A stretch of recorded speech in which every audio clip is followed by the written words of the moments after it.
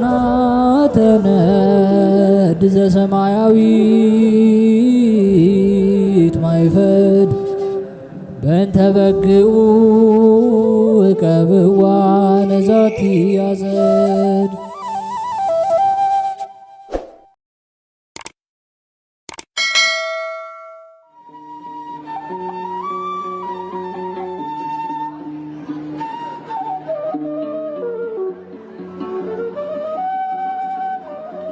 በስመ አብ ወወልድ ወመንፈስ ቅዱስ አሃዱ አምላክ አሜን። ሰላም እንደምን ቆያችሁን ውድ የሊቃናት ሚዲያ ቤተሰቦቻችን፣ አሜን። የእግዚአብሔር ስሙ ከዘላለም እስከ ዘላለም የከበረ የተመሰገነ ይሁን። በዛሬው ቪዲዮ ይዘንላችሁ የቀረብነው የካቲት 5 ቀን የሚነበብ ስንክሳር ሲሆን ለዚህ ቻናል አዲስ የሆናችሁ እህት ወንድሞቻችን ቻናሉን ሰብስክራይብ በማድረግ ቤተሰብ እንድትሆኑ በእግዚአብሔር ስም እናቀርባለን። ወደ ቪዲዮ እንሂድ። መልካም ጊዜ። የካቲት 5 የሚነበብ ስንክሳር። ዕረፍቱ ለሊቀ ጳጳሳት አባ አክርጵዮስ። የካቲት 5 በዚች ቀን የእስክንድርያ አገር ሊቀ ጳጳሳት የከበረ አባ አክርጵዮስ አረፈ። እርሱም ለአባቶች ሊቃነ ጳጳሳት 10ኛ ነው። ይህም አባት እግዚአብሔርን የሚፈራ ንጹሕ ቅዱስ ነው። በእስክንድርያ አገርም ቄስ ሆኖ የሚያገለግል ነበር። ከእርሱ በፊት የነበረ ሊቀ ጳጳሳት አባ ከላዲያኖስ ባረፈ ጊዜ የእስክንድርያ አገር ሕዝቡና ኤጲስቆጶሳቱ መረጡት። በወንጌላዊ ቅዱስ ማርቆስ ወንበር ላይ ሊቀ ጵጵስና ሾሙት። ከዚህም በኋላ እንደ ሐዋርያት መልካም ጉዞን ተጓዘ። የእግዚአብሔርን ሃይማኖት ሕይወት የሆነ ሕጉንም እያስተማረ ቅዱሳት መጻሕፍትንም እያነበበላቸውና እያስተማራቸው መንጋዎችን ይጠብቃቸው ነበር። ሁልጊዜም ይመለከታቸዋል። አንድ የብር አላድን ወይም አንድ የወርቅ ዲናርን ጥሪት አላኖረም። ከዕለት ምግቡ ከቁርና ከሐሩር ምንም አላከማቸም። በዚህም ተጋድሎ 12 ዓመት ኑሮ ጌታችንንም አገልግሎ በሰላም አረፈ። ለእግዚአብሔርም ምስጋና ይሁን፣ እኛንም በጸሎቱ ይማረን፣ በረከቱም ከእኛ ጋር ትኑር ለዘላለሙ አሜን። ዕረፍቱ ለአባ ብሶይ ዘተሰየመ ጴጥሮስ። በዚችም ዕለት ተጋዳይ የሆነ አባት ጴጥሮስ የተባለ አባ ብሶይ አረፈ። እርሱም ከላይኛው ግብፅ አክሚም ከሚባል ከተማ ነው። በጎልማሳነቱም ጊዜ የክፉ ሥራዎችን የሚሠራ ሆኖ ነበር። በመብላትና በመጠጣትም ይደሰት ነበር። እግዚአብሔርም የነፍሱን ድህነት ሽቶ ጽኑ ደዌ አመጣበትና ለመሞት ተቃረበ። ነፍሱንም በተመስጦ አውጥተው የሥቃይ ቦታዎችንም ጥልቅ የሆነች ጉድጓድንም አሳዩት። በዚያም ብሩህ ልብስ የለበሱ ሰዎች አሉ። በእጆቻቸውም የሰው በድን ነበረ። 4 ክፍል አድርገው ለያዩትና የሰውን ገንዘብ የሚሰርቀውን ሁሉ እንዲህ ያደርጉበታል አሉት። ይህንንም ነገር በሰማ ጊዜ ጮኸ፣ ከልቡም አዝኖ አለቀሰ። ከዚህም በኋላ ነፍሱ ተመለሰች። ዓይኖቹንም ወደ ሰማይ አቅንቶ ጌታዬና ፈጣሪ ከዚህ ደዌ ካዳንከኝ እኔ ስለ ኃጢአቴ ንስሐ በመግባት በፍጹም ልቦናዬ አመልክሃለሁ። ከእንግዲህም ከቶ ለዘላለሙ የሴት ፊት አላይም አለ። በዚያም ጊዜ ከደዌው አዳነውና ተነስቶ ብንዋይ ወደሚባል ገዳም ሄደ። መነኮሳቱም ከፈተኑት በኋላ የምንኩስናን ልብስን አለበሱት። በግብፅ አገር ሁሉ እስኪሰማ ታላቅ ተጋድሎን በጾም በጸሎት በመስገድም ተጋደለ። ከሁሉ በላይም ከፍ ከፍ አለ። ለመነኮሳትም ትምህርት የሚሆኑ የሚጠቅሙ ድርሳናትንና ተግሳጻትን ደረሰ። አንድ ጊዜም እንጀራ ሳይቀምስ ውሃ ሳይጠጣ 1 ወር ጾመ።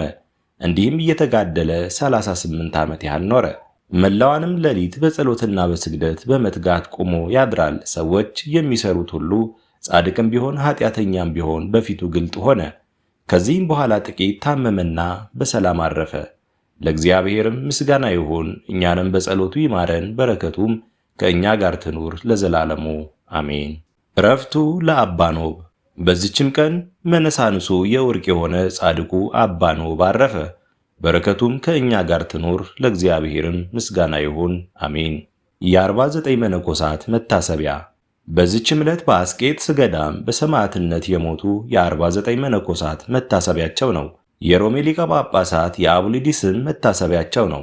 ዜናውም በዚህ ወር በ6 ተጽፏል። ደግሞ የቡላ፣ የአሞኒ፣ የእብሎይ እናት የአበያ መታሰቢያቸው ነው።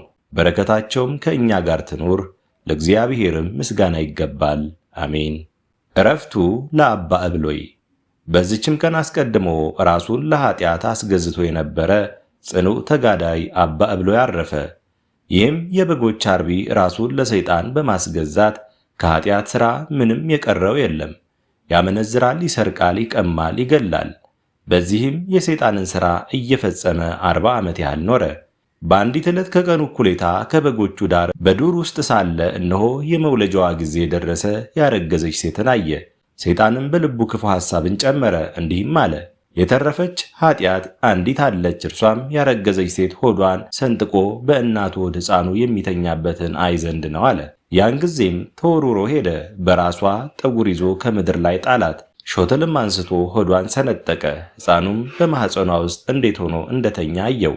እርሷም በጻዕር ተጨንቃ አስቀድማ ሞተች። ሕፃኑ ግን በጻዕር እየተሰቃየ ብዙ ቆይቶ ሞተ። በጋርቢውም የሥራውን ይህንን ታላቅ ኃጢአት ተመልክቶ ደነገጠ፣ እጅግም አዘነ። መራራ ልቅሶንም በማልቀስ ታላቅ ኃጢአትን ሰርቻለሁና ወዮልኝ አለ። በዚያን ጊዜ በጎቹን እንደተበተኑ ትቶ በእጁ በትሩን ብቻ ይዞ ወደ አስቄጥስ ገዳም እስከሚደርስ እያለቀሰ ተጓዘ።